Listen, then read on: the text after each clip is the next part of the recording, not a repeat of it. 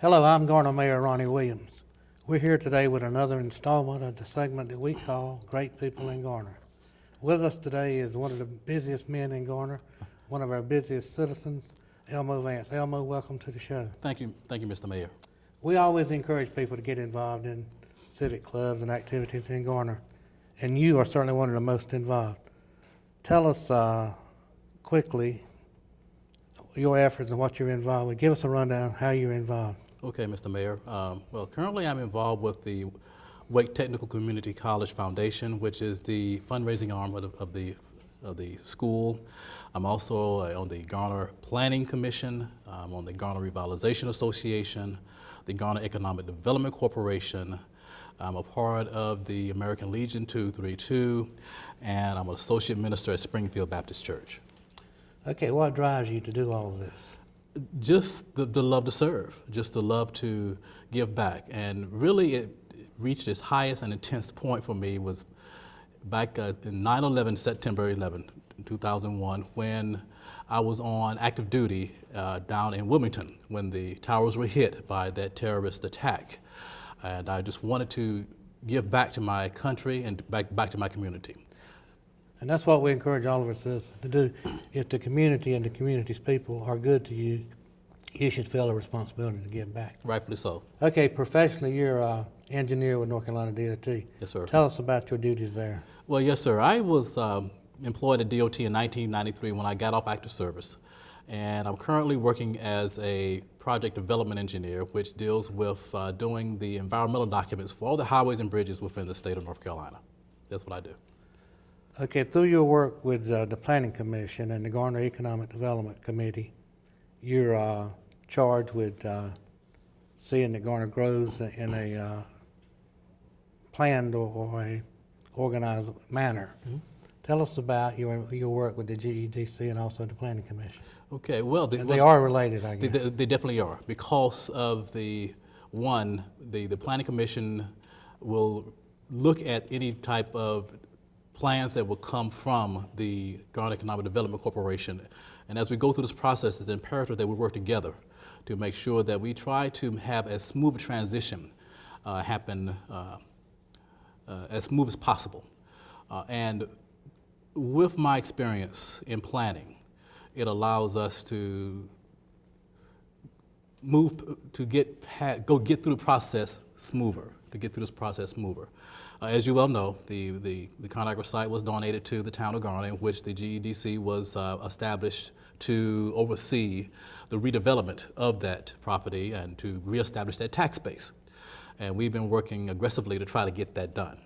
Initially, we were trying to find a comparable business to come in. However, the site was specifically designed to do what it did. And it's very hard for another organization that's unique in their operation to come in to an already established location to try to backfit into an operation that may not be a good fit. So the determination was made after a thorough review and thorough planning to demolish the plant and bring it down to ground level to make it more appealing to other potential buyers. Now we're currently trying to court in the biotech industry into that location. It's taken some time, it's highly competitive, but we see that we have a great location with Jones Sausage Road right there, I-40, right there at the interchange. It's a great location, absolutely a great site view from the highway, and we also have the utilities right on location, along with a water treatment plant. So everything is primed for redevelopment. Our town still has two words on it: growth and prosperity. In terms of those two words, and also within the next 5 to 10 years, what do you see? How do you see Garner developing out? I see Garner is on growing tremendously, and I'll tell you why. Because of what is currently happening with the growth at White Oak, along with being excellently located. Garner is not far from the Research Triangle Park, nor is it far from Raleigh. I firmly believe it's one of the best kept secrets in Wake County. Mm-hmm. But it won't be a best kept secret for long, because people are going to realize that Garner is a great place to be. I see the ConAgra site inevitably being fully redeveloped, I see 70 being improved, where you have better access coming off I-40 into 70, and that area beginning to develop even more, along with the revitalization of downtown with opening up an access off Montague Street to have a gateway down to downtown. And inevitably, I see a rec center in proximity to downtown to help with the revitalization, along with the increased traffic. We more likely will have more commuter rail stops, one in Greenfield South, and another in downtown, which will make it more accessible to the citizens of Garner and other areas to come down and be entertained at our Garner Performing Arts Center. So I just see Garner's on the verge of just Exploding just about. exploding, most definitely, exploding. Okay, you're involved with a fairly new group, the Garner Concerned Citizens United. Tell us about the issues and the work of that group. Okay. The Garner Concerned Citizens United, better known as GCCU, was established by a few of the citizens in proximity of New Rand Road to be more informed about what is going on in Garner, to be a part of the planning process, to know what's happening so that they can be on the proactive end instead of on the reactive end. A number of things that we have been involved in is one is voter registration to get to know the candidates, to get and understand the issues. And one of our marquee activities is working with the town and yourself with the Martin Luther King celebration, which we currently have one coming up on the 20th of this year, where we will have keynote speaker Dr. Dudley Floyd coming in to talk about a number of things that he's been involved in. And that also gets all the communities involved with the celebration of a great man's life, as well as give us a chance to give back to the community. And how do we give back to the community through the GEDC and the Martin Luther King celebration in the town? One is that we are able to give scholarships. This is the third year, and with the third year we'll be able to give a scholarship to a deserving individual in the name of Reverend Dr. Martin Luther King, along with replenishing the pantry at the Garner Area Ministries. So it's a great way of giving back to the great community. work, too. Great work, a lot of fun. I think associate minister, is that the correct title? You're an Yes, sir. associate minister at Springfield Yes, Baptist sir, I Church. Tell us about those duties. Well, I'm currently the associate minister, as you well know, with the Springfield Baptist Church, where Reverend Daniel Sanders is the pastor.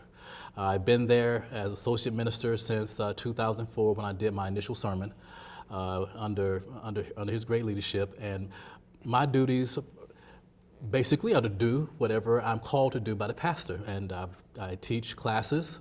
I assist with baptism and the visiting of the sick, delivering sermons. Amen. Isn't he all right? Didn't he wake us up this morning? And he started us on our way. He didn't have to do it, but he did. We are here one more time, one more shining day.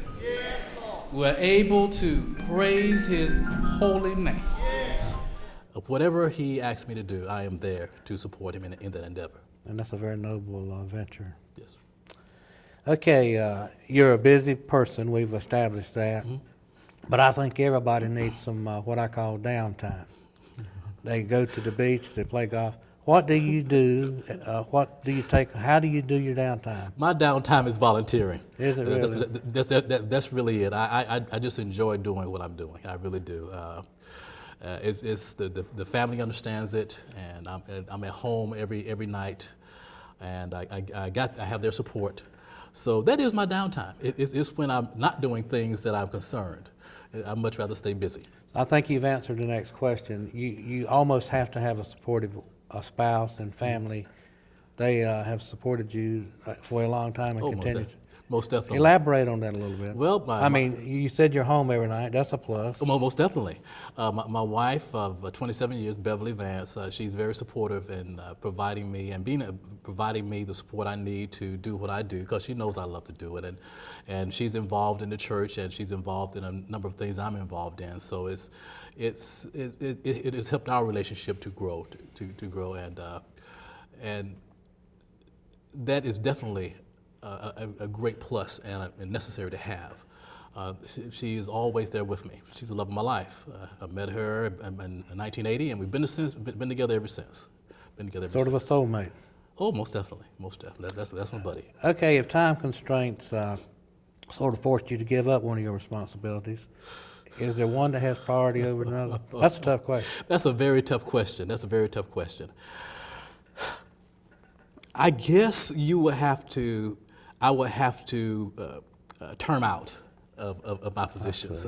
Right now, everything is going well, and I'm enjoying what I'm doing. Great group of folks, and I would just have to term out. Honestly, they would have to say, "You are fired. It's time for you to move on. Get out of the way." Get out of the way because you're slowing us up." This taping will probably more than likely be aired during Black History Month in February. Talk a little bit about race relations in Garner, the good, the bad, and if there's anything indifferent, let's talk about that too. Okay, all right. Well, we still have a long way to go. Period. It has been a long road. And that is no secret to anyone. The good is that I personally have not have any overt or covert activity. Everybody's been open. Everybody's been open. And personally, I progressed well. But I grew up during a period in the South where there was segregation and then integration. So I grew into being integrated and being accustomed to dealing with the different races and dealing with the issues that come along with integration. So from a bad point, it's just a continuing growing and knowing process to remove the barriers of ignorance between the two groups and the barriers of fear. And the only way that I know to do that is to get involved and to get to know. I would say that's the good and the bad. And the great thing is that I firmly believe that it will get better as long as we have good leadership that's willing to work across those lines and realize that diversity is a strength and it's not a weakness, that everyone brings something unique and positive to the table.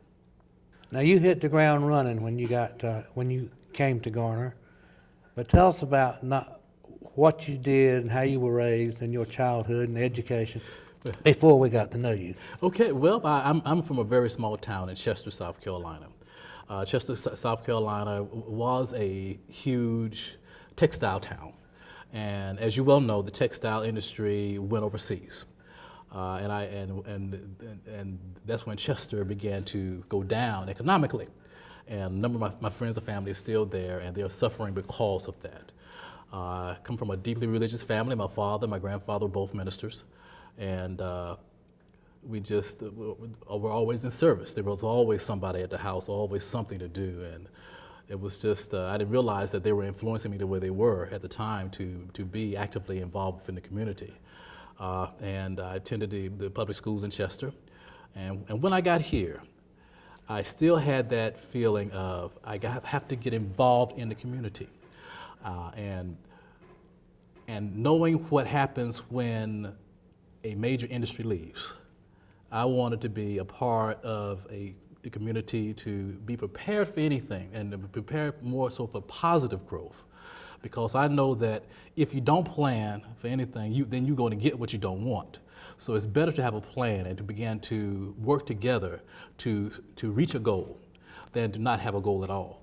So the reason that I'm really actively involved is because of the hardships I suffered in watching the textile industry leave from my hometown. Now I'm here and I see this town is on the verge of just exploding, and that could be good or bad, but you got to have a plan in place. Got to have a plan in place. Take advantage of those opportunities that come before you. Okay, a minister has to be a minister, a pastor, and a preacher. Do you serve in all those roles? And how are they different? Okay, minister, well, a servant. A minister, I serve as a minister, whereas I support my pastor, I support my church, I support him in his ministry, in his call in pastoring. And I try my best to make his job as easy as he allows me to make it, to do those things that will take some of the load off of his plate, such as teaching classes, being there for him whenever, to take him wherever he needs to go whenever I'm able to visit the sick, to to assist in baptism and to assist in the service, to assist in communion. Wherever he needs me, that's where I am. To be a pastor, I am not there. I am not a pastor. I am not the under shepherd of anybody's congregation. So I'm By not definition. By definition, no, I'm not. By definition. And the preacher part.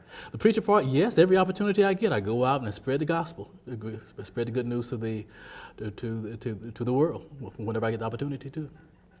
Springfield, I'm told your congregation's about, is it 2,000? Yes, it's currently close to 2,000. Yes, it is. And I'm assuming you grew up in a much smaller church. Most definitely. Much What smaller. are the challenges with a bigger church? For me, it's Too many people. well, I would say too many people. I would say too many people. It's trying to handle a big church like you would a small church. You have to realize that you cannot do everything that you can do in a small church in a larger church because it's just too large. And then being able to release to those certain things to be done by others and trust those individuals to get the thing to get done. And you want to know everyone so that you can be able to minister to those needs. But as you grow, it becomes very hard, almost impossible to do. The membership is constantly turning. People are constantly coming and leaving, and there are things that are constantly going on where it makes it harder to really get to know everyone. And for a smaller church, you get to know folks. You get And personal. there's advantages to the big church and advantages to the smaller church. Yes, there are. Yes, there And are. disadvantages. Most definitely to both of them. To both of them. And it's imperative that I say that you grow. That the minister grows and as the congregation grows, so that the minister can better feed the flock. It's one thing to grow, but it's one thing for your congregation to grow and you not to grow. You have to always be willing to learn and be open to the Spirit for that particular, for that growth, for whatever it may be, those changes. You've indirectly addressed this word vision, but in terms of the leadership and the people working together in Garner, how are they doing in terms of a vision? Growing. I see that from my personal point of view in working in Garner, you have a council that's working well together to get things done, that really cares about the community, which is great, which is good. And I don't personally see any personal agendas. I see individuals that are out for the entire community, and trying to put individuals in places on boards and commission that are able to execute the vision that they have for the community. I see that happening, and I think that it's a great thing. I think it's a great thing so far. And I use this often in the book of Proverbs. It talks about vision, and I think it says, where there is no vision, the people suffer. Most definitely. Most definitely. That is the importance of having vision. Oh, yes, it is. Oh, yes, it is. It's important. Either you have one or somebody else got one for you. And there are leaders and followers. Do you believe that? Well, yes, they are. Yes, and both are very important because a leader needs followers to execute what they are trying to lead to. And a person who calls himself a leader and without any followers is just a person out for a walk. That's all it is. Well so they're stated. both are very necessary. Both are very important. Both are just as significant. There are no significant keys on this keyboard. All are significant. Very good. Elmo, as part of your duties with the GEDC, you've attended several biotech conferences. Yes, I have. What pitch do you make to others to pitch Garner? How do you pitch Garner? Okay, when we go to these biotech conferences in Washington, D.C., Boston, and this year in Chicago, we are working together with Wake County. And we pitch Garner more in line with being in the Research Triangle Park, being a part of Research Total Triangle. region. Yeah, the total region. The total region and the great location, the great schools and institutions, the affordable homes, the cost of living being very reasonable, and that's the way we are approaching this, along with letting everyone know that it's the location, the access, and all the resources that are available for them to eventually come to this area. Is it a tough pitch? Yes, it is a very tough pitch. It's competitive. It's extremely competitive. It's not only Garner, but it's the whole entire nation, even the world, will come into these biotech conferences. But working in conjunction with Wake County, that allows us the opportunity to leverage the resources within the Research Triangle Park to make us more presentable to others. So you basically highlight the strength, the proximity to The universities, the interstate, and all that. Yes, and great place to be, and a great place to live and raise a family. Very good. Elmo, let me thank you for your time. I know you're a busy man. Yes, sir. But in closing, do you have any comments you'd like to make or a wrap-up you'd like to give to the viewers? Well, first, Mr. Mayor, thank you for this opportunity to come My before, pleasure. and I just thoroughly enjoy doing what I do. It's a labor of love.